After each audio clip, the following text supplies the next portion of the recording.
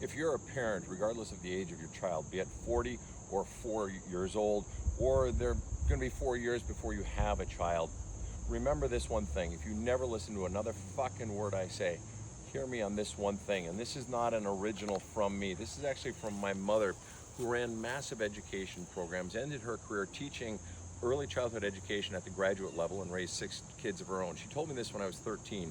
Who knows why? Point is, she said, Sven, always remember, children want to be heard, not fixed. If you never remember anything in the parenting of children, remember that one thing. Children want/need to be heard, not fixed. Co-producer of my podcast, Rob the Rocket, he said that when he was raising his kids, who are now in their 30s and 40s, he said, I used to ask them, do you want to be heard, helped, or hugged? But I found one flaw in Mom's theory, and Mom was 93 when she passed away, born in 1928. It's the word children.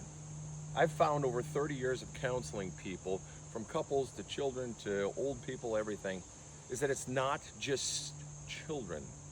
It's true of spouses, friends, lovers, subordinates, family members. Most people, 9 times out of 10, want to feel heard. They don't want to be fixed. In fact, the fixing of a solution very often reveals itself after we've gotten out all of the feelings, all of the anxieties that are packed around the fixing or the problem itself. In fact, you'll very often find that the more you allow or help someone get their feelings out, that they see the solutions themselves, including your own children. And by robbing your children of it, because you get so stirred up with anxiety, you get so hopped up, oh, I'm worried, my kid is scared, my kid is full of anxiety, they're really sad, and so you want to dive in and fix. And I have kids too, they're in their 30s. I know what it's like when they're little kids or when they're teenagers. You want to go in and fix. The problem is 3 bad things are happening. 1, you're teaching them to stuff those feelings down. And little piles of feelings become big piles of feelings. And over the next 10, 20, 40 years, that shit is going to eat them up from the inside. Stuffing down feelings is a horrible, horrible idea.